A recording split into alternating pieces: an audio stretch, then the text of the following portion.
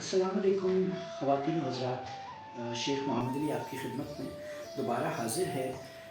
تذکرۃ الاولیاء لے کے میں حاضر ہوا ہوں، جو پچھلے کچھ عرصے سے میں اس کے ڈفرینٹ باب ریکارڈ کروا رہا ہوں۔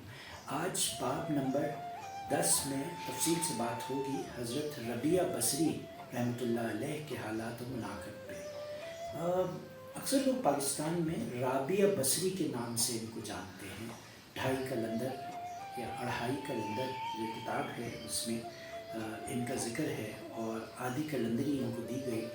تو جو ایکچولی جو ورڈ ہے یا جو نام ہے ان کا، وہ رابعہ نہیں ربیہ ہے، اور ربیہ کے معنی اربع سے نکلتا ہے، اور اربع از واحد، اثنین، ثلاثہ، اربع یعنی چار۔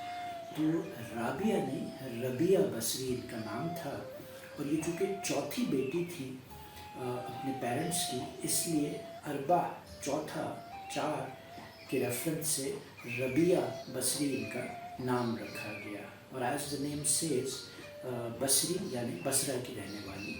آپ 718 عیسوی میں پیدا ہوئی اور 801 عیسوی میں آپ کا وصال ہوا، یعنی آپ کی عمر کم و بیش 83 سال تھی۔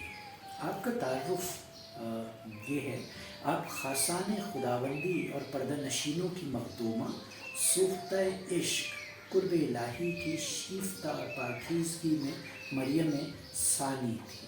اگر معترض یہ کہے کہ مردوں کے تذکرے میں عورت کا ذکر کیوں کیا گیا، تو اس کا جواب یہ ہے کہ حضور اکرم صلی اللہ علیہ وسلم نے ارشاد فرمایا ہے، اللہ تعالیٰ صورت کی بجائے قلب کو دیکھتا ہے، اس لیے روز محشر تمام محاسبہ صورت کی بجائے نیتوں پر ہوگا۔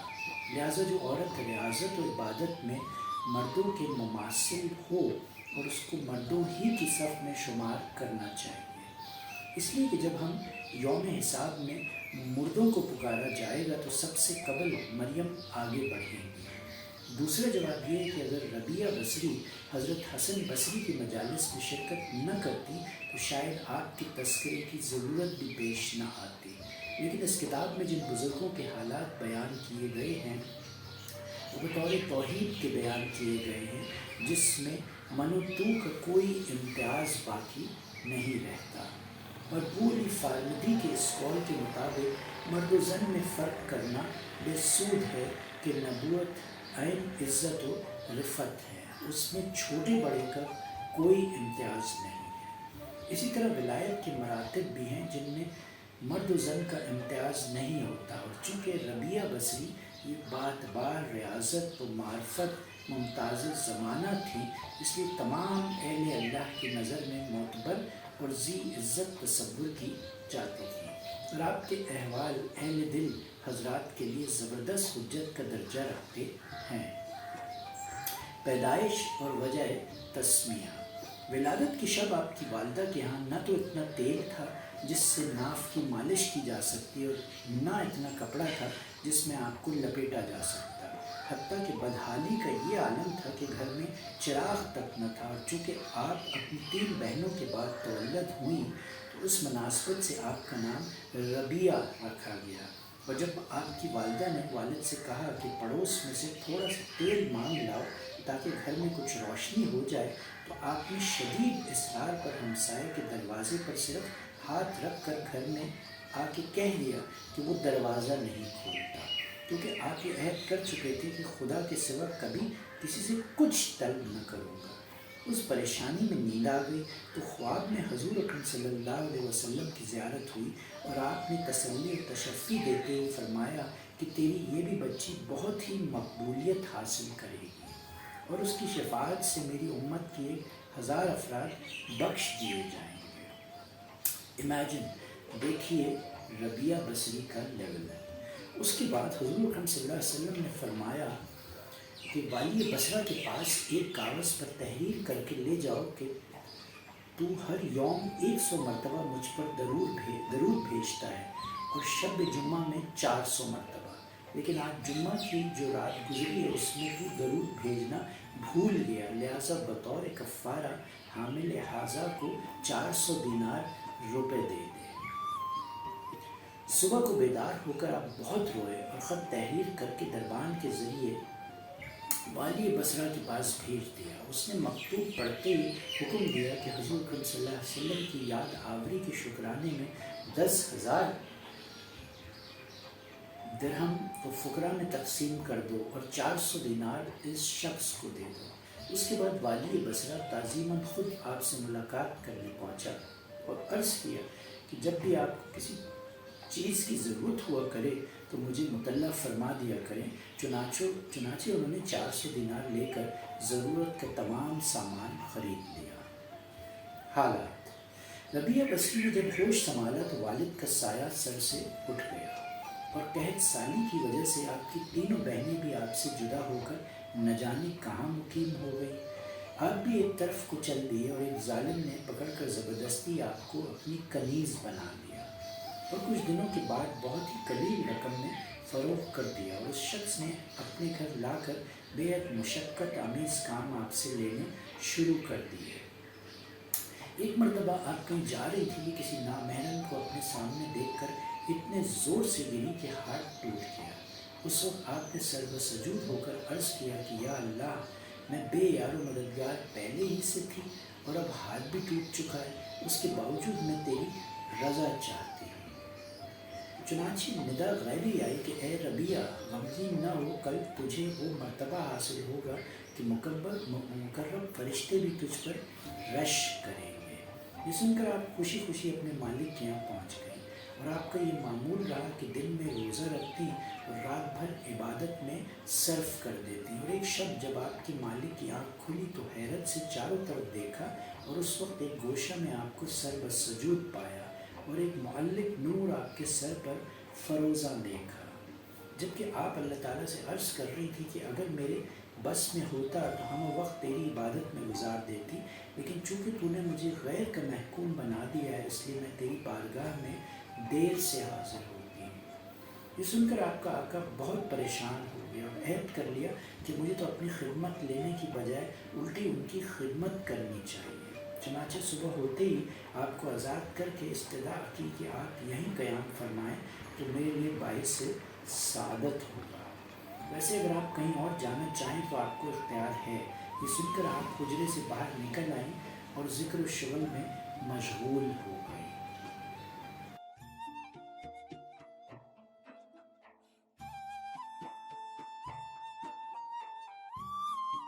آپ شب و روز میں 1000 رکعت پڑھا کرتی تھیں اور گائے بگائے حضرت حسن بصری رحمۃ اللہ علیہ کے وعظ میں بھی شریک ہوتی تھیں۔ ایک روایت یہ ہے کہ ابتدا میں آپ گاتی بجاتی بھی تھیں، بعد میں تائب ہو کر جنگل میں گوشہ نشین ہو گئی۔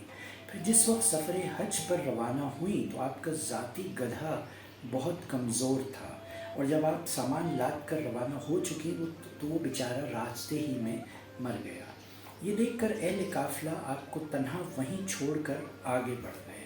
اس وقت آپ نے بارگاہ الہی میں عرض کیا کہ ایک نادر و عاجز کے ساتھ یہی سلوک کیا جاتا ہے کہ پہلے تو اپنے گھر کی جانب مدعو کیا، پھر راستے میں میرے گدھے کو مار ڈالا اور مجھ کو جنگل میں تنہا چھوڑ دیا گیا۔ ابھی آپ کا شکوہ ختم بھی نہ ہونے پایا تھا کہ گدھے میں جان آ گئی اور آپ اس پر سامان لاد کر عازم مکہ ہو گئی۔ ایک راوی کا بیان ہے کہ عرصہ دراز کے بعد میں نے اس گدھے کو مکہ معظمہ کے بازار میں فروخت ہوتے بچشم خود دیکھا ہے۔ اس سے معلوم ہوتا ہے کہ آپ کی دعا کی برکت سے اس کی عمر طویل ہوئی۔ جب آپ مکہ معظمہ پہنچی تو کچھ ایام بیابان میں مقیم رہ کر خدا سے التجا کی کہ میں اس لیے دل گرفتہ ہوئی کہ میری تخلیق تو خاک سے ہوئی ہے اور کعبہ پتھر سے تعمیر کیا گیا ہے، لہٰذا میں تجھ سے بلا واسطہ ملاقات کی خواہش مند ہوں۔ چنانچہ بلا واسطہ اللہ تعالیٰ نے مخاطب کر کے فرمایا کہ اے ربیہ، کیا نظام عالم درہم برہم کر کے تمام اہل عالم کا خون اپنی گردن پر لینا چاہتی ہو؟ کیا تجھے معلوم نہیں کہ جب موسیٰ علیہ السلام نے دیدار کی خواہش کی اور ہم نے اپنی تجلیات میں سے ایک چھوٹی سی تجلی طور سینہ پر ڈالی تو وہ پاش پاش ہو گیا۔ اس کے بعد جب آپ دوبارہ حج کو گئیں تو دیکھا کہ خانہ کعبہ آپ کے استقبال کے لیے چلا آ رہا ہے۔ اب یہ ایک ایسی بات ہے کہ جو ایک عام فہم، ایک عام شعور رکھنے والا انسان پہلے تو اس کو سمجھ نہیں آئے گا، اور تھوڑا بہت سمجھ بھی آئے تو وہ کویسچن کرے گا ان چیزوں کو، وچ از نارمل. لیکن یہ جو عشق کے سودے ہیں، یہ جو عشق کے اور سلوک کی راہیں ہیں، اس میں یہ سب پاسبل ہے ڈپینڈنگ کہ آپ کا لیول کیا ہے، آپ کے مراتب کیا ہیں. تو یہ usually knowledge heart to heart transfer ہوتی ہے. اکثر لوگ اس کو فوراً ریجیکٹ کر دیتے ہیں یہ کہہ کے کہ جی یہ دین میں نہیں ہے، یہ دین کا حصہ نہیں ہے، یہ پاسبل نہیں ہے، یہ لاجیکلی پاسبل نہیں ہے. تو ظاہر ہے ان لوگوں کو کنونس کرنا یا جھوٹے دلائل دینا تو ہماری تو بساط میں نہیں ہے. لیکن یہ سب ریٹن ہسٹری ہے، اور it's just a matter of belief and faith. یہ بالکل ایسا ہے کہ قبر کا حال مردہ جانتا ہے. تو جب تک آپ اپنی قبر میں نہیں جاتے اس وقت آپ کو نہیں معلوم کہ آپ کے ساتھ اس قبر میں کیا ہوگا. تو you just either believe this or you don't. So there is no grey area. آگے بڑھتے ہیں. اور آپ نے فرمایا کہ مجھے مکان کی حاجت نہیں، مکین کی ضرورت ہے، کیونکہ مجھے حسن کعبہ سے زیادہ جمال خداوندی کے دیدار کی تمنا ہے. حضرت ابراہیم ادم رحمۃ اللہ علیہ جب سفر حج پہ روانہ ہوئے تو ہر قدم پر 2 رکعت نماز ادا کرتے ہوئے چلے، اور مکمل 14 سال میں مکہ معظمہ پہنچے. اور دوران سفر یہ کہتے جاتے کہ دوسرے لوگ تو قدموں سے چل کر پہنچتے ہیں، لیکن میں سر اور آنکھوں کے بل پہنچوں گا. اور جب مکہ میں داخل ہوئے تو وہاں سے خانہ کعبہ غائب تھا. چنانچہ آپ اس تصور سے آپ دیدہ ہو گئے کہ شاید میری بصارت زائل ہو چکی ہے. لیکن غیب سے ندا آئی کہ بصارت زائل نہیں ہوئی ہے، بلکہ کعبہ ایک ضعیفہ کے استقبال کے لیے گیا ہوا ہے. یہ سن کر آپ کو احساس ندامت ہوا اور گریہ کنا عرض کیا کہ یا اللہ وہ کون سی ایسی ہستی ہے. ندا آئی بڑی ہی عظیم المرتبت ہستی ہے. آپ کی نظر اٹھی تو دیکھا کہ سامنے سے حضرت ربیہ بصری رحمۃ اللہ علیہ لاٹھی کے سہارے چلی آ رہی ہیں، اور کعبہ اپنی جگہ پہنچ چکا ہے. اللہ اکبر. اور آپ نے ربیہ بصری سے سوال کیا کہ تم نے نظام کیوں درم برم کر رکھا ہے؟ جواب ملا کہ میں نے تو نہیں، البتہ تم نے ایک ہنگامہ کھڑا کر رکھا ہے جو 14 برس میں کعبے تک پہنچے ہو. حضرت ابراہیم ادم رحمۃ اللہ علیہ نے کہا کہ میں ہر گام پر 2 رکعت نفل پڑھتا ہوا آیا ہوں، جس کی وجہ سے اتنی تاخیر سے پہنچا ہوں. ربیہ نے فرمایا کہ تم نے تو نماز پڑھ کر فاصلہ طے کیا ہے، اور میں عجز و انکسار کے ساتھ یہاں تک پہنچی ہوں. پھر ادائیگی حج کے بعد اللہ تعالیٰ سے رو کر عرض کیا کہ تو نے حج پر بھی اجر کا وعدہ فرمایا ہے اور مصیبت پر صبر کرنے کا بھی، لہٰذا اگر تو میرا حج قبول نہیں فرماتا تو پھر مصیبت پر صبر کرنے کا ہی اجر عطا کر دے، کیونکہ حج قبول نہ ہونے سے بڑھ کر اور کون سی مصیبت ہو سکتی ہے. وہاں سے بصرہ واپس ہو کر عبادت میں مشغول ہو گئی، اور جب دوسرے سال کے حج کا زمانہ آیا تو فرمایا گزشتہ سال تو کعبہ نے میرا استقبال کیا تھا، اور اس سال میں اس کا استقبال میں کروں گی. چنانچہ شیخ فارمدی کے قول کے مطابق ایام حج کے موقع پر آپ نے جنگل میں جا کر کروٹ کے بل لڑکنا شروع کر دیا، اور مکمل 7 سال کے عرصے میں عرفات پہنچی. اور وہاں یہ غیبی آواز سن کر کہ اس طلب میں کیا رکھا ہے، اگر تو چاہے تو ہم اس تجلی سے بھی نواز سکتے ہیں. آپ نے عرض کیا کہ مجھ میں اتنی قوت و سکت کہاں، البتہ رتبہ فقر کی خواہش مند ہوں. ارشاد ہوا کہ فقر ہمارے قہر کے مترادف ہے، جس کو ہم نے صرف ان لوگوں کے لیے مخصوص کر دیا ہے جو ہماری بارگاہ سے متصل ہو جاتے ہیں کہ سر مفرق باقی نہیں رہتا. پھر ہم انہیں لذت و وصال سے محروم کر کے آتش فراق میں جھونک دیتے ہیں، لیکن اس کے باوجود ان پر کسی قسم کا حزن و ملال نہیں ہوتا، بلکہ حصول قرب کے لیے اثر نو سرگرم عمل ہو جاتے ہیں. مگر تو ابھی دنیا کے 70 پردوں میں ہے، اور جب تک ان پردوں سے باہر آ کر ہماری راہ میں گامزن نہ ہوگی اس وقت تک فقر کا نام بھی نہ لینا چاہیے. پھر ارشاد ہوا کہ ادھر دیکھ. اور جب ربیہ نے نگاہ اٹھا کر دیکھا تو لہو کا ایک بحر بے قرار ہوا میں لٹکا ہوا نظر آیا، اور ندا آئی کہ ہمارے ان عشاق کے چشم خوں چکا کا دریا ہے جو ہماری طلب میں چلے اور پہلی ہی منزل میں اس طرح پاشکستہ ہو کر رہ گئے، ان کا کہیں سراغ نہیں ملتا۔ ربیہ بصری نے عرض کیا کہ ان عشاق کی ایک صفت مجھ پر بھی ظاہر ہو، مگر یہ کہتے ہی انہیں نسوانی معذوری ہو گئی اور یہ ندا آئی کہ ان کا مقام یہی ہے جو 7 برس تک پہلو کے بل لڑکتے ہیں تاکہ خدا تک رسائی میں ایک حقیر سی شے کا مشاہدہ کر سکیں، اور جب وہ قرب منزل تک رسائی حاصل کر لیں تو ایک حقیر سی علت ان کی راہوں کو مسد و ذکر کر کے رکھ دے۔ پھر ربیہ نے عرض کیا کہ اگر تیری رضا مجھے اپنے گھر میں رکھنے کی نہیں ہے تو پھر مجھے بصرہ میں ہی سکونت کی اجازت عطا کر دے، کیونکہ میں تیرے گھر میں رہنے کے اہل نہیں ہوں اور یہاں آمد سے قبل صرف تمنائے دیدار میں زندگی بسر کرتی رہی، جس کی مجھے اتنی بڑی سزا دی گئی ہے۔ یہ عرض کر کے پھر بصرہ واپس پہنچ گئیں اور تا حیات کوشہ نشین ہو کر مصروف عبادت میں رہی۔ یقین کی دولت۔ 2 بھوکے افراد ربیہ بصری کے یہاں بغرض ملاقات حاضر ہوئے اور باہمی گفتگو کرنے لگے کہ اگر ربیہ اس وقت کھانا پیش کر دیں تو بہت اچھا ہو، کیونکہ ان کے یہاں رزق حلال میسر آ جائے گا، اور آپ کے یہاں اس وقت صرف 2 ہی روٹیاں تھیں۔ وہی ان کے سامنے رکھ دیں۔ دری اثنا کسی سائل نے سوال کیا تو آپ نے دونوں روٹیاں اٹھا کر اس کو دے دی۔ یہ دیکھ کر حیرت زدہ رہ گئے۔ کچھ ہی وقفے کے بعد ایک کنیز بہت سی گرم روٹیاں لیے ہوئے حاضر ہوئی اور عرض کیا کہ یہ میری مالکہ نے بھجوائی ہے، اور جب آپ نے ان روٹیوں کو شمار کیا تو وہ تعداد میں 18 تھی۔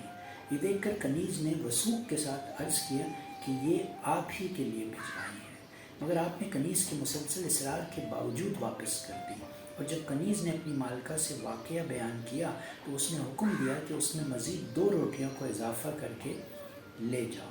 چنانچہ جب آپ نے 20 روٹیاں شمار کر لیں تب ان مہمانوں کے سامنے رکھا اور وہ محو حیرت ہو کر کھانے میں مصروف ہو گئے۔ اور جب فراغت طعام کے بعد ربیہ بصری سے واقعے کی نوعیت معلوم کرنا چاہی تو فرمایا کہ جب تم یہاں حاضر ہوئے تو مجھے معلوم ہو گیا تھا کہ تم بھوکے ہو، اور جو کچھ گھر میں حاضر تھا وہ میں نے تمہارے سامنے رکھ دیا۔ اس دوران ایک سائل آ پہنچا اور وہ دونوں روٹیاں میں نے اسے دے کر اللہ تعالیٰ سے عرض کی کہ تیرا وعدہ 1 کی بجائے 10 دینے کا ہے، اور مجھے تیرے قول صادق پر پورا یقین ہے، لیکن کنیز کی 18 روٹیاں لانے سے میں نے سمجھ لیا کہ اس میں ضرور کوئی سیو ہوا ہے، اس لیے میں نے واپس کر دی۔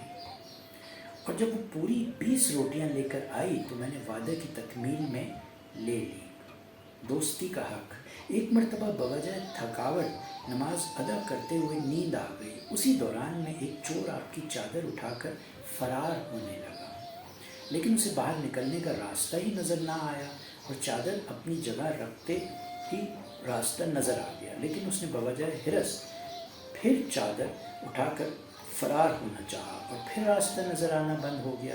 غرض کہ اسی طرح اس نے کئی مرتبہ کیا اور ہر مرتبہ راستہ مزدور نظر آیا، یعنی حتیٰ کہ اس نے ندائے غیبی سنی کہ خود کو آفت میں کیوں مبتلا کرنا چاہتا ہے، اس لیے کہ چادر والی نے برسوں سے خود کو ہمارے حوالے کر دیا ہے، اور اس وقت شیطان تک اس کے پاس نہیں بھٹک سکا۔ پھر کسی دوسرے کی کیا مجال ہے جو چادر چوری کر سکے، کیونکہ اگرچہ ایک دوست محو خواب ہے لیکن دوسرا دوست تو بیدار ہے۔ حقیقت شناسی۔ ایک مرتبہ آپ نے کئی یوم سے کچھ نہیں کھایا، اور جب خادمہ کھانا تیار کرنے لگی تو گھر میں پیاز نہ تھی، اور اس نے آپ سے پڑوس میں سے پیاز مانگ لانے کی اجازت طلب کی۔ آپ نے فرمایا کہ میں تو برسوں سے اللہ تعالیٰ سے یہ عہد کیے ہوں کہ تیرے سوا کبھی کسی سے کچھ طلب نہ کروں گی، لہٰذا اگر پیاز نہیں ہے تو کوئی حرج نہیں۔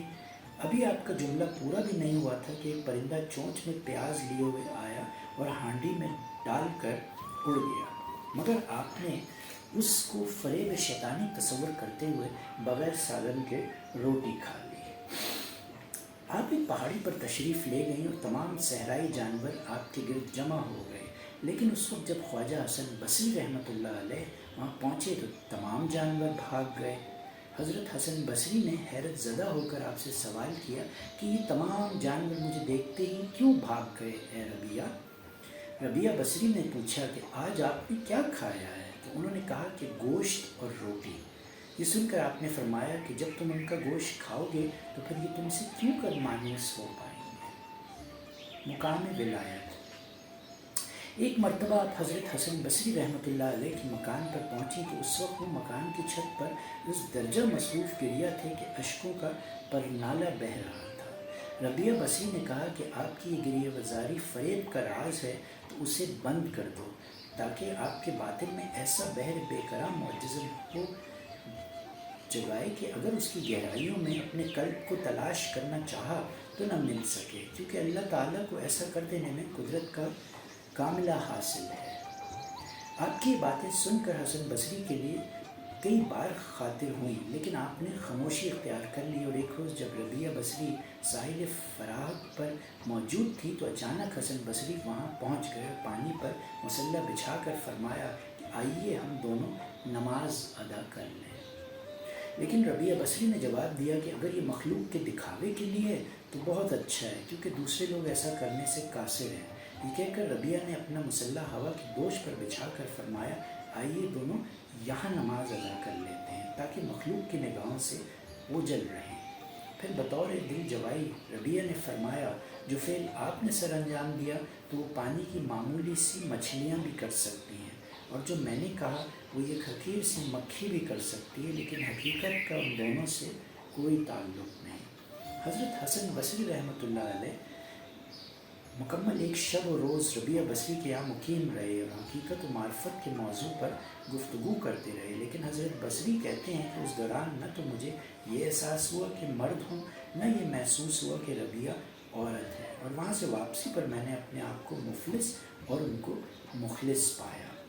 حضرت حسن بصری رحمۃ اللہ علیہ اپنے چند رفقا کے ہمراہ ایک شب ربیہ بصری کے یہاں پہنچے، لیکن اس وقت ان کے یہاں روشنی کا کوئی انتظام نہیں تھا اور حضرت حسن کو روشنی کی ضرورت محسوس ہوئی۔ چنانچہ ربیہ نے اپنی انگلیوں پر کچھ دم کیا اور وہ ایسی روشن ہو گئی کہ پورا مکان روشن ہو گیا اور تا سحر وہ روشنی قائم رہی۔ لیکن اگر کوئی معترض یہ کہہ کہ یہ چیز بعید از قیاس ہے تو اس کا جواب یہ ہے کہ جو شخص صدق کے دلی کے ساتھ حضور اکرم صلی اللہ علیہ وسلم کی اطاعت کرتا ہے اس کو آپ کے معجزے میں سے کچھ نہ کچھ حصہ ضرور حاصل ہوتا ہے۔ کہ خرق عادت شے کا اظہار انبیاء کے حق میں معجزہ کہا جاتا ہے اور ولی کے لیے کرامت کا لفظ استعمال ہوتا ہے، اور یہ کرامت اسے صرف اتباع نبوت ہی سے حاصل ہو سکتی ہے، جیسا کہ حضور اکرم صلی اللہ علیہ وسلم کا یہ ارشاد ہے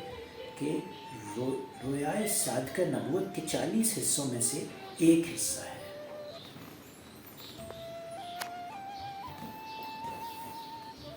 حضرت ربیہ بصری رحمۃ اللہ علیہ نے ایک مرتبہ حضرت حسن رحمۃ اللہ علیہ کے لیے بطور ہدیہ موم، سوئی اور بال روانہ کی اور یہ پیغام بھیجا کہ موم کی مانند خود کو پگھلا کر روشنی فراہم کرو اور سوئی کی مانند برہنہ رہ کر مخلوق کے کام آؤ، اور جب تم ان دونوں چیزوں کی تکمیل کر لو گے تو بال کی مانند ہو جاؤ گے اور کبھی تمہارا کوئی کام خراب نہیں ہوگا۔ ایک مرتبہ حضرت حسن بصری رحمۃ اللہ علیہ نے سوال کیا کہ تمہیں نکاح کی خواہش نہیں ہوتی؟ آپ نے جواب دیا کہ نکاح کا تعلق تو جسم وجود سے ہے، اور جس کا وجود ہی اپنے مالک میں مل گیا ہو تو اس کے لیے ہر شے میں اپنے مالک کی اجازت ضروری ہے۔ معرفت۔ حضرت حسن بصری رحمۃ اللہ علیہ نے آپ سے دریافت کیا کہ تمہیں یہ مراتب عظیم کیسے حاصل ہوئے؟ فرمایا کہ ہر شے کو یاد الہی میں گم کر کے۔ پھر حضرت حسن نے سوال کیا کہ تم نے خدا کو کیوں کر پہچانا؟ تو جواب دیا کہ بے مایہ اور بے کیف ہونے کی وجہ سے۔ ایک دفعہ حضرت حسن بصری رحمۃ اللہ علیہ نے آپ سے فرمائش کی کہ مجھے ان علوم کی بابت سمجھاؤ جو تم کو اللہ تعالیٰ سے بلا واسطہ حاصل ہوئے ہیں۔ فرمایا کہ میں نے تھوڑا سا سود کاٹ کر تکمیل ضرورت کے لیے 2 درم میں فروخت کر دیا اور دونوں ہاتھوں میں ایک درم لے کر اس خیال میں غرق ہو گئی کہ اگر میں نے دونوں کو ایک ہاتھ میں لیا تو یہ جوڑا بن جائے گا، اور یہ بات وحدانیت کے خلاف اور میری گمراہی کا باعث ہو سکتی ہے۔ بس اس کے بعد سے میری تمام راہیں کھلتی چلی گئی۔ ایک مرتبہ لوگوں نے آپ سے بیان کیا کہ حضرت حسن یہ کہتے رہتے ہیں کہ اگر میں روز محشر ایک لمحہ کے لیے بھی دیدار خداوندی سے محروم رہا تو اتنی گریہ وزاری کروں گا کہ اہل فردوس کو بھی مجھ پر رحم آ جائے گا۔ ربیہ نے کہا کہ انہوں نے بالکل صحیح کہا ہے، لیکن یہ شے بھی اس کے شایان شان ہے جو آن واحد کے لیے یاد الہی سے غافل نہ رہتا ہو۔ جب آپ سے نکاح نہ کرنے کی وجہ دریافت کی گئی تو جواب دیا کہ 3 چیزیں میرے لیے وجہ غم بنی ہوئی ہیں، اور اگر تم یہ غم دور کر دو تو میں یقیناً کر لوں گی۔ اول یہ کہ خبر میری موت اسلام پر ہوگی یا نہیں، دوم روز محشر میرا نام اعمال جانے سیدھے ہاتھ میں ہوگا یا الٹے ہاتھ میں، سوئم روز محشر جب جنت میں جماعت کو داہنی طرف سے اور دوسری کو بائنی طرف سے داخل کیا جائے گا تو نہ جانے میرا شمار کس جماعت میں ہوگا۔ لوگوں نے عرض کیا کہ ان تینوں سوالوں کا جواب ہمارے پاس تو نہیں ہے۔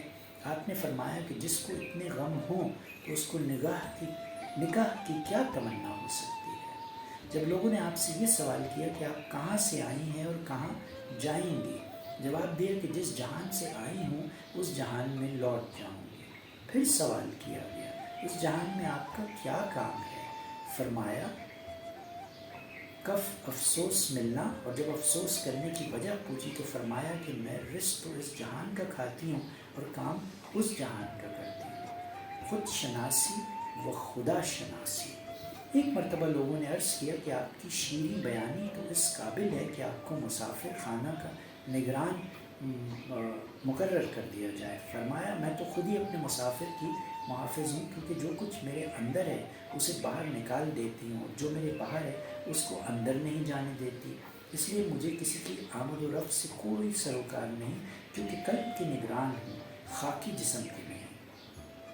ایک مرتبہ آپ سے سوال کیا گیا کہ آپ ابلیس کو دشمن تصور کرتی ہیں، فرمایا کہ میں تو رحمان کی دوستی میں مشغولیت کی وجہ سے ابلیس کی دشمنی کا تصور ہی نہیں کر سکتی۔ عالم خواب میں حضور اکرم صلی اللہ علیہ وسلم سے آپ نے فرمایا کہ کیا تو مجھے محبوب رکھتی ہے؟ تب ربیہ نے عرض کیا کہ وہ کون بد نصیب ہوگا جو آپ کو محبوب نہ رکھتا ہوگا، لیکن میں تو حب الہی میں ایسی غرق ہوں کہ اس کے سوا کسی کو محبوبیت کا تصور تک بھی نہیں آتا۔ یہی وجہ ہے کہ میں کسی کی محبوبیت کا احساس تک باقی نہیں رکھتی۔ لوگوں کے سوال پر کہ محبت کیا شے ہے، آپ نے فرمایا کہ محبت ازل سے ہے اور ابد تک رہے گی، کیونکہ بزم عالم میں کسی نے اس کا ایک گھونٹ تک نہیں چکھا، جس کے نتیجے میں محبت اللہ تعالیٰ میں ضم ہو کر رہ گئی۔ اسی لیے اللہ تعالیٰ کا ارشاد ہے کہ یحبونہم ویحبون اللہ، ان کو محبوب رکھتا ہے وہ جو اللہ کو محبوب رکھتے ہیں۔ ایک مرتبہ کسی نے سوال کیا کہ آپ جس کی عبادت کرتی ہیں کیا وہ آپ کو نظر بھی آتا ہے؟ فرمایا اگر نظر نہ آتا تو عبادت کیوں کرتے؟ اب ہمہ اوقات گریہ وزاری کرتی رہتی تھیں، اور جب لوگوں نے وجہ دریافت کی تو فرمایا کہ میں اس کے فراق سے خوف زدہ ہوں جس کو محفوظ تصور کرتی ہوں، اور کہیں ایسا نہ ہو کہ دم نزع یہ ندا نہ آ جائے کہ تو لائق بارگاہ نہیں ہے۔ حقائق۔ لوگوں نے جب آپ سے یہ سوال کیا کہ خدا بندے سے کس وقت خوش ہوتا ہے، فرمایا کہ جب بندہ محنت پر اس طرح شکر ادا کرتا ہے جیسے کہ نعمت پر کرتا ہے۔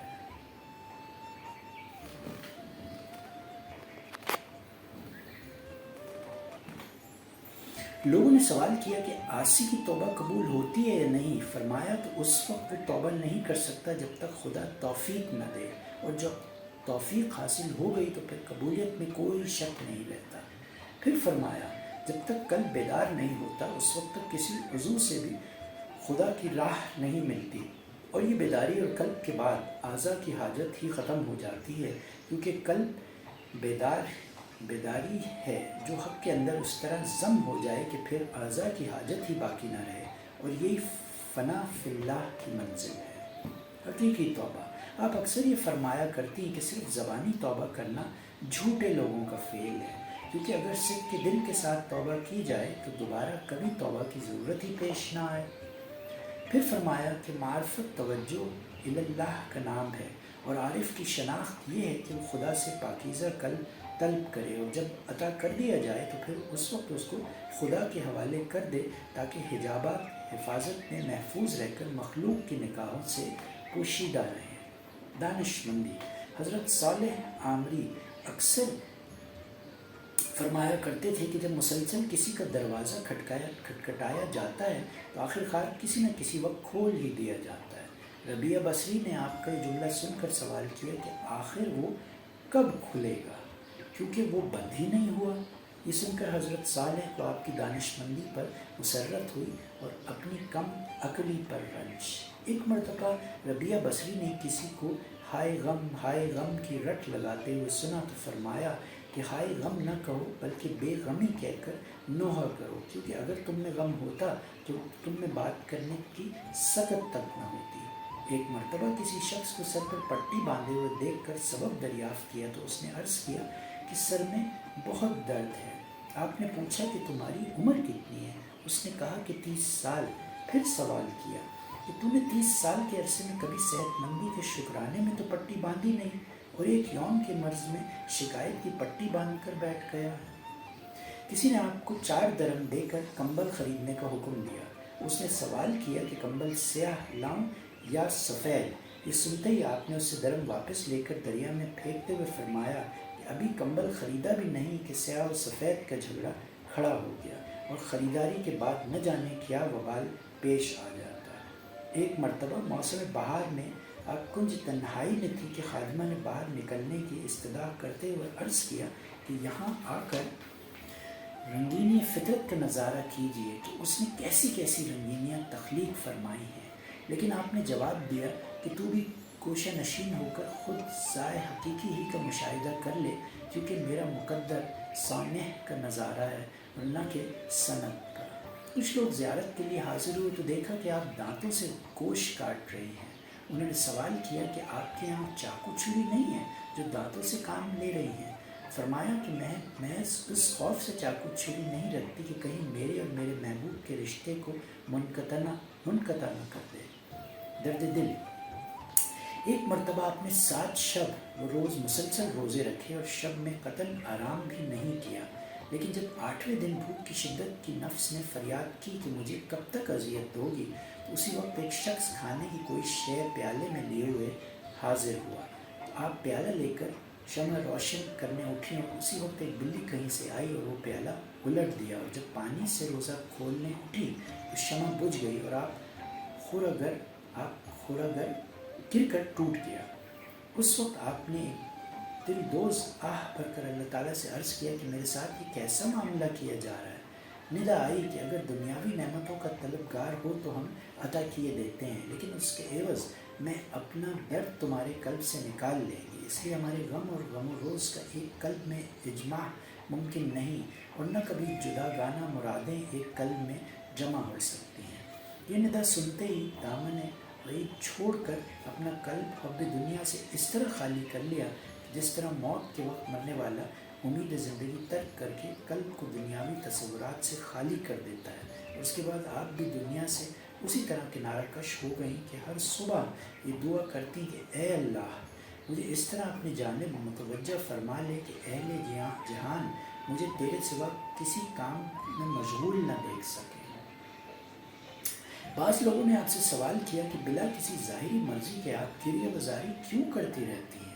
فرمایا کہ میرے سینے میں ایک مرض نہاں ہے کہ جس کا علاج نہ تو کسی طبیب کے بس میں ہے اور نہ وہ مرض تمہیں دکھائی دے سکتا ہے، اور اس کا واحد علاج صرف وصال خداوندی ہے۔ اس لیے میں مریضوں جیسی صورت بنائے ہوئے گریہ وزاری کرتی رہتی ہوں کہ شاید اسی سبب سے قیامت میں خواہش پوری ہو جائے۔ استغنا۔ کچھ اہل اللہ حاضر خدمت ہوئے تو آپ نے سوال کیا کہ خدا کی بندگی کیوں کرتے ہو؟ ان میں سے ایک نے جواب دیا کہ ہم جہنم کے ان طبقات سے خائف ہو کر جن پر سے روز محشر گزرنا پڑے گا خدا کی بندگی کرتے ہیں تاکہ جہنم سے محفوظ رہ سکے، اور دوسرے نے جواب دیا کہ ہم خواہش فردوس میں اس کی بندگی کرتے ہیں۔ آپ نے فرمایا کہ جو بندہ خوف جہنم اور امید فردوس کی وجہ سے بندگی کرتا ہے وہ بہت ہی برا ہے۔ یہ سن کر لوگوں نے سوال کیا کہ آپ کو خدا سے امید و بیم نہیں؟ فرمایا کہ پہلے ہمسایہ ہے بعد میں اپنا گھر، اسی لیے ہماری نظروں میں فردوس و جہنم کا ہونا نہ ہونا برابر ہے، کیونکہ عبادت الہی فرض عین ہے۔ اگر وہ فردوس و جہنم کو تخلیق نہ کرتا تو کیا بندے اس کی بندگی سے منکر ہو جاتے؟ اس سے معلوم ہوا کہ بین رجا سے ہٹ کر بلا واسطہ اس کی پرستش کرنی چاہیے۔ ایک بزرگ نے آپ کو گندے لباس میں دیکھ کر عرض کیا کہ اللہ کے بہت سے ایسے بندے جو آپ کی جنبش ابرو پر نفیس لباس مہیا کرتے ہیں۔ فرمایا کہ مجھے طلب غیر سے اس لیے حیا آتی ہے کہ مالک دنیا تو خدا ہے اور اہل دنیا کو ہر شے عاریتاً عطا کی گئی ہے، اور جس کے پاس ہر شے عاریتاً ہو اس سے کچھ طلب کرنا باعث سے ندامت ہے۔ یہ سن کر بزرگ نے آپ کے صبر و بے نیازی کو داد دی۔ آزمائش۔ بطور آزمائش کچھ لوگوں نے آپ سے عرض کیا کہ خدا نے مردوں کو عورتوں پر فضیلت دی ہے، اور وصف نبوت صرف مردوں ہی کو کیوں حاصل ہے؟ اس کے باوجود بھی آپ کو اپنے اوپر فخر و تکبر ہے اور لا حاصل ریاکاری میں مبتلا ہے۔ فرمایا کہ یہ تم لوگ بجا کہتے ہو، لیکن یہ بتاؤ کہ کیا کبھی کسی عورت نے بھی خدائی کا دعویٰ کیا ہے؟ اور کیا کوئی عورت بھی ہجڑا ہوتی ہے جبکہ سینکڑوں مرد مخنث پھرتے ہیں؟ ایک مرتبہ علیل ہو گئی اور وجہ مرض دریافت کرنے پر فرمایا کہ جب میرا قلب جنت کی جانب متوجہ ہوا تو باری تعالیٰ نے اظہار ناراضگی فرمایا، اور اسی کا غصہ میرے مرض کا باعث ہے۔ حضرت حسن بصری رحمۃ اللہ علیہ بیان کرتے ہیں کہ جب میں آپ کی مزاج پرسی کے لیے حاضر ہوا، بصرے کا ایک رئیس آپ کے آستانے پر روپوں کی تھیلی رکھے ہوئے مصروف گریا تھا اور یہ کہتا جا رہا تھا کہ میں یہ رقم ربیہ کی خدمت میں بطور نذرانہ پیش کرنا چاہتا ہوں، لیکن مجھے یقین ہے کہ وہ کبھی اس کو قبول نہیں فرمائیں گی، لہٰذا اگر آپ سفارش کر دیں تو شاید قبولیت حاصل ہو جائے۔ چنانچہ حضرت حسن بصری رحمۃ اللہ علیہ نے اندر پہنچ کر اس کی استدعا پیش کر دی، لیکن ربیہ نے فرمایا کہ میں جب سے خدا شناس ہو گئی ہوں اس وقت سے مخلوق سے کچھ لینا اور میل ملاپ ترک کر دیا ہے۔ پھر آپ خود ہی سوچیں کہ جس رقم کے متعلق یہ بھی علم نہیں کہ وہ جائز ہو یا ناجائز، اس کو میں کیسے قبول کر سکتی ہوں؟ حضرت عبدالواحد عامری بیان کرتے تھے کہ ایک مرتبہ میں اور حضرت سفیان رحمۃ اللہ علیہ ربیہ بصری کی مزاج پرسی کے لیے حاضر ہوئے تو کچھ ایسے ملول ہوئے کہ لب کشائی کی ہمت ہی نہ ہو سکی، حتیٰ کہ ربیہ نے خود ہی فرمایا کہ کچھ گفتگو کیجیے، تو ہم دونوں نے عرض کیا کہ اللہ تعالیٰ آپ کا مرض دور فرما دے۔ ربیہ نے عرض کیا کہ اللہ تعالیٰ آپ کا مرض دور فرما دے، اور میں اس کی عطا کردہ شے کا شکوہ کیسے کر سکتی ہوں، کیونکہ یہ دوست کے لیے بھی مناسب نہیں کہ رضائے دوست کی مخالفت کرے۔ پھر حضرت سفیان نے پوچھا کہ کیا آپ کو کسی شے کی خواہش ہے؟ فرمایا کہ تم صاحب معرفت ہو کہ ایسا سوال کرتے ہو، اور بصرہ میں کھجور کی ارزانی کے باوجود 12 سال سے کچھ کھانے کی خواہش ہے، لیکن میں نے محض اس لیے نہیں چکھی کہ بندے کو اپنی مرضی کے مطابق کوئی کام نہیں کرنا چاہتی، کیونکہ رضا الہی کے بغیر کوئی کام کرنا کفر کے ہم معنی ہے۔ پھر حضرت سفیان نے اپنے لیے دعا کی کہ درخواست کی تو فرمایا کہ اگر تمہارے اندر حب دنیا نہ ہوتی تو تم نیکی کا مجسمہ ہوتے۔ انہوں نے عرض کیا کہ یہ کیا فرما رہی ہیں آپ نے کہا کہ سچی بات کہہ رہی ہوں، کیونکہ اگر ایسا نہ ہوتا تو تم کم عقلی کی باتیں نہ کرتے، اس لیے کہ جب تمہیں یہ علم ہے کہ دنیا فانی ہے اور فانی شے کی ہر شے فانی ہوا کرتی ہے، اس کے باوجود بھی تم نے یہ سوال کیا کہ تمہاری طبیعت کسی چیز کو چاہتی ہے۔ یہ سن کر سفیان نے محو حیرت ہو کر بارگاہ الہی میں عرض کیا کہ اے اللہ، میں تیری رضا کا جویا ہوں۔ ربیہ نے فرمایا کہ تمہیں رضا الہی کی جستجو کرتے ہوئے ندامت نہیں ہوتی جبکہ تم خود اس کی رضا کے طالب نہیں ہو۔ کارساز مال فکر کا کارواں۔ حضرت مالک بن دینار کہا کرتے تھے کہ میں ایک مرتبہ بغیر سے ملاقات ربیہ کے یہاں پہنچا تو دیکھا کہ ایک ٹوٹا ہوا مٹی کا لوٹا ہے جس سے آپ وضو کرتی ہیں اور پانی پیتی ہیں، اور ایک بوسیدہ چٹائی ہے جس پر اینٹ کا تکیہ بنا کر استراحت فرماتی ہیں۔ میں نے عرض کیا کہ میرے بہت سے احباب مالدار ہیں، اگر اجازت ہو تو ان سے آپ کے لیے کچھ طلب کر لوں۔ آپ نے سوال کیا کہ کیا مجھے اور تمہیں دولت مندوں کو رزق عطا کرنے والی ایک ہی ذات نہیں ہے؟ تو پھر کیا درویشوں کو ان کی غربت کی وجہ سے اس ذات نے فراموش کر دیا ہے اور عمرہ کو رزق دینا یاد رہ گیا ہے؟ میں نے عرض کیا کہ ایسا تو نہیں ہے۔ فرمایا کہ جب وہ ذات ہر فرد کی ضروریات سے واقف ہے تو پھر ہمیں یاد دہانی کی کیا ضرورت ہے، اور ہمیں اس کی خوشی ہونی چاہیے۔ صدق کی تعریف۔ حضرت حسن بصری مالک بن دینار اور شفیق بلخی رحم اللہ علیہم ایک مرتبہ ربیہ کے مکان پر صدق وفا کی موضوع پر تبادلہ خیال کر رہے تھے تو حسن بصری نے فرمایا کہ جو غلام اپنے آقا کی ضرب کو ناقابل برداشت تصور کرے وہ اپنے دعوی صدق میں کاذب ہے۔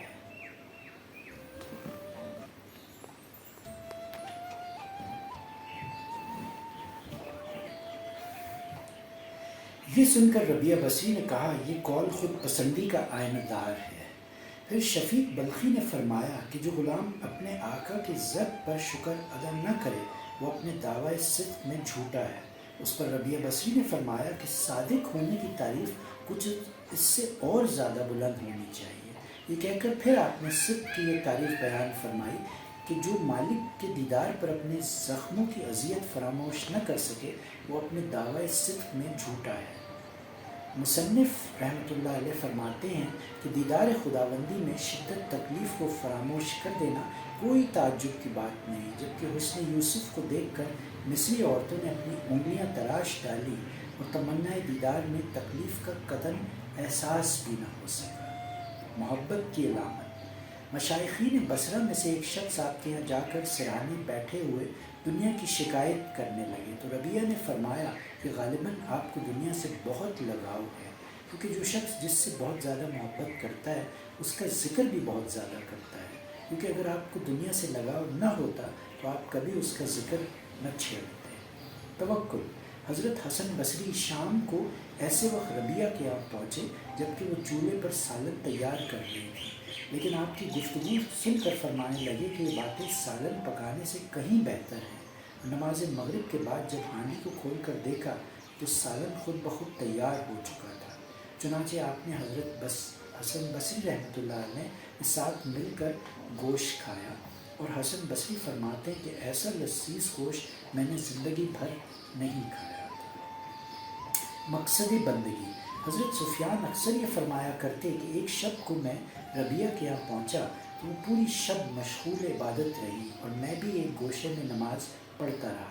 پھر صبح کے وقت ربیہ نے فرمایا کہ عبادت کی توفیق عطا کیے جانے پر ہم کس طرح معبود حقیقی کا شکر ادا نہیں کر سکتے، اور میں بطور شکرانہ کل کا روزہ رکھوں گی، اور اکثر آپ یہ دعا کیا کرتی کہ باخدا اگر روز محشر تو نے مجھے نار جہنم میں ڈالا تو میں تیرا ایسا راز افشا کر دوں گی جس کو سن کر جہنم مجھ سے 1000 سال کی مسافت پر بھاگ جائے گی۔ اور کبھی یہ دعا کرتی کہ دنیا میں میرے لیے جو حصہ متعین کیا گیا ہے وہ اپنے معاندین کو دے دے، اور جو حصہ عقبی میں مخصوص ہے وہ اپنے دوستوں میں تقسیم فرما دے، کیونکہ میرے لیے تو صرف تیرا وجود ہی بہت کافی ہے۔ اگر میں جہنم کے ڈر سے عبادت کرتی ہوں تو مجھے جہنم میں جھونک دے، اور اگر خواہش فردوس کی وجہ سے عبادت ہو تو فردوس میرے لیے حرام فرما دے، اور اگر میری پرستش صرف تمنا دیدار کے لیے ہو تو پھر اپنے جمال عالم افروز مشرف فرما دے، لیکن اگر تو نے مجھے جہنم میں ڈال دیا تو میں یہ شکوہ کرنے میں حق بجانب ہوں گی کہ دوستوں کے ہمراہ دوستوں ہی جیسا برتاؤ ہونا چاہیے۔ اس کے بعد ندائے غیبی آئی کہ تو ہم سے بدظن نہ ہو، ہم تجھے اپنے ایسے دوستوں کی قربت میں جگہ دے دیں گے جہاں تو ہم سے ہم کلام ہو سکے گی۔ پھر آپ نے خدا تعالیٰ سے عرض کیا کہ میرا کام تو بس تجھے یاد کرنا ہے اور آخرت میں تمنا دیدار کرنا ہے، ویسے مالک ہونے کی حیثیت سے تو مختار کل ہے۔ ایک رات حالت عبادت میں آپ نے خدا سے عرض کیا کہ مجھے یا تو حضوری قلب عطا فرما دیا جائے، پھر بے رغبتی کو مقبولیت عنایت کر دے۔ وفات کے وقت آپ نے مجلس میں یہ حاضر مشائخین سے فرمایا کہ آپ حضرات یہاں سے ہٹ کر ملائکہ کے لیے جگہ چھوڑ دیں۔ چنانچہ سب باہر نکل آئے اور دروازہ بند کر دیا گیا۔ اس کے بعد اندر سے آواز سنائی دی کہ یا ایھا النفس المطمئنہ ارجعی، یعنی اے مطمئن نفس اپنے مولا کی جانب لوٹ چل۔ اور جب کچھ دیر کے بعد اندر سے آوازیں بند ہو گئی تو لوگوں نے اندر جا کر دیکھا تو روح کف سے انصری سے پرواز کر چکی تھی۔ مشائخین کا قول ہے کہ ربیہ نے خدا کی شان میں کبھی کوئی گستاخی نہ کی اور نہ کبھی دکھ سکھ کی پرواہ کی، اور مخلوق سے کچھ طلب کرنا تو درکنار اپنے مالک حقیقی سے کبھی کچھ نہیں مانگا، اور انوکھی شان کے ساتھ دنیا کے ساتھ رخصت ہو گئی۔